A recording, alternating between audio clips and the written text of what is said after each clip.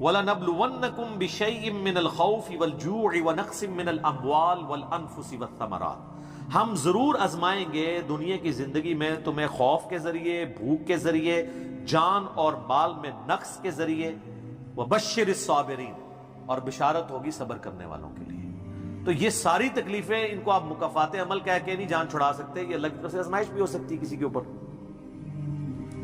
اور صبر کرنے والوں کے لیے بشارت ہے، اور ان کی نشانی کیا ہے؟ الذین اذا اصابتهم مصیبہ، جب کبھی انہیں کوئی مصیبت پہنچتی ہے تو وہ کہتے ہیں قالوا انا للہ وانا الیہ راجعون، بھئی ہم بھی تو اللہ کی طرف سے آئے تھے، ہمیں بھی لوٹ کے اللہ کے پاس جانا ہے۔ اگر کوئی تکلیف آئی ہے تو یہ بھی چلی جائے گی نا۔ سب سے بڑی تکلیف کیا ہے؟ موت، وہ بھی تو ہم پہ آنی ہے نا، تو اس سے پہلے اگر چھوٹی تکلیف آئی ہے تو اللہ کی طرف چلی جائے گی۔ اس کانٹیکسٹ میں ایک حدیث ہے صحیح مسلم میں بڑی زبردست۔ ام سلمہ کہتی ہیں کہ جب ابو سلمہ میرے خاوند فوت ہوئے، مجھے ان کی فوتگی کی خبر ملی تو میں نے حضور سے ایک دعا سن کے یاد کر رکھی تھی کہ جو کوئی وہ دعا مانگ لے گا اللہ تعالیٰ اس سے بہتر اسے نعم البدل دے دے گا، اور وہ دعا آدھا پورشن تو یہی ہے، سورۃ البقرہ کی آیت نمبر 156، انا للہ وانا الیہ راجعون۔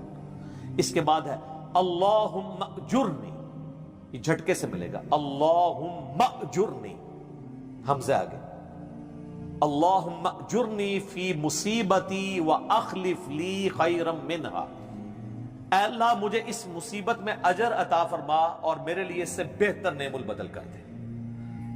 تو کہتی ہیں کہ نبی علیہ السلام نے فرمایا تھا جو یہ دعا مانگ لے گا نا تو اللہ تعالیٰ اس کی کمپنسیشن فرما دے گا، اسے بہتر نعم البدل دے گا۔ کہتے ہیں میں نے دعا تو کی، پھر میں یہ سوچتی تھی کہ میرے خامن جیسا تو کسی کا خامن نہیں ہوگا، ابو سلمہ جیسا خامن مجھے کیسے مل سکتا ہے۔ تو جب عدت پوری ہوئی تو نبی علیہ السلام نے پیغام کا نکاح کا پیغام بھیج دیا، ام المومنین بن گئی۔ اور یہ ہماری وہ ماں ہے جو سب سے آخر میں فوت ہوئی ہے 64 ہجری میں، واقعہ کربلا کے بھی 3 سال بعد۔ تو اس دعا کی یہ دعا یاد رکھیں، چھوٹی موٹی بھی کوئی بھی تکلیف، کوئی بچوں کو پہنچتی ہے گھر میں، کسی کو زخم لگتا ہے، ٹھوکر لگ جاتی ہے، کوئی مالی نقصان ہو جاتا ہے، فوراً یہ دعا۔ اور میں نے الحمدللہ 20 دفعہ یہ دعا آزمائی ہے۔ وقتی طور پہ تو فیل ہو رہا ہوتا ہے کہ یار کوئی مسئلہ خراب ہو گیا، لیکن اس کے بعد اسی شر کے اندر خیر چھپی ہوئی ہوتی ہے، وہ مل جاتی ہے۔ اس آپ دعا کو یاد رکھیں، اور صبح شام جو چھوٹی موٹی کوئی خبریں بھی آپ کو ملتی رہتی ہیں نا، اس کے اوپر آپ یہ دعا پڑھتے رہیں، یہ آپ کے لیے ایک بہت بڑا وظیفہ ہے انشاءاللہ تعالی۔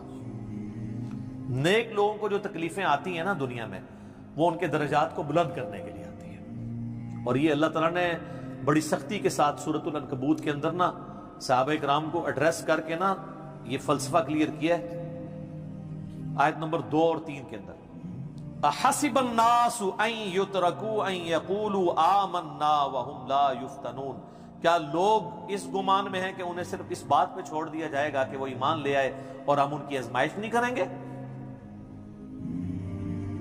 وَلَقَدْ فَتَنَّ الَّذِينَ مِن قَبْلِهِمْ، بے شک ہم نے ضرور آزمایا تھا ان سے پہلے لوگوں کو، فَلَيَعْلَمَنَّ اللَّهُ الَّذِينَ صَدَقُوا وَلَيَعْلَمَنَّ الْكَاذِبِينَ، تو اللہ تعالیٰ ضرور جانچ کر رہے گا کہ کون سچے ہیں اپنے دعوے کے اندر۔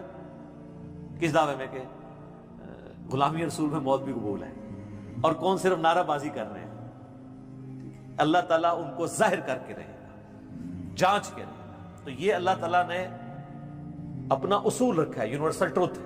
اس کانٹیکسٹ میں صحیح بخاری میں ایک حدیث ہے، صحابہ کرام نے جب کافروں کی تکلیفوں کا ذکر کیا نا حضور سے، تو آپ نے فرمایا صبر کرو،